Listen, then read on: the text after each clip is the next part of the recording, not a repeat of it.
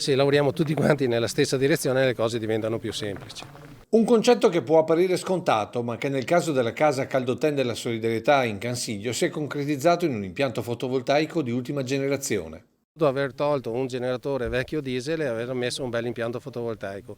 Il futuro è green, abbiamo lavorato in questa direzione, ringrazio Savno.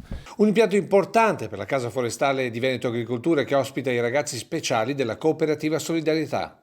Persone che diversamente abili, quindi persone che possono d'estate soprattutto godere del fresco della nostra montagna. È stata una soddisfazione enorme vederli tutti felici e sentirsi ringraziare da loro ha dato una soddisfazione enorme. Saremo noi che dovremmo ringraziare loro. Oltre 40.000 euro versati da Savno, che investe parte dei guadagni costantemente sul fronte della solidarietà ma anche della sostenibilità ambientale. Adesso sono 4 piccole batterie a litio che peseranno 30 kg l'una. Prima 2 camion, come minimo c'è stato su 30 tonnellate sicuro, qua e su, tra qua e Pizzocchi insomma. Quindi anche quello è un aiuto all'ambiente, non c'è più tutti gli scarti delle batterie che sono abbastanza anche difficili da smaltire. Tutto con uno sguardo al futuro, non del singolo ma dell'intera comunità.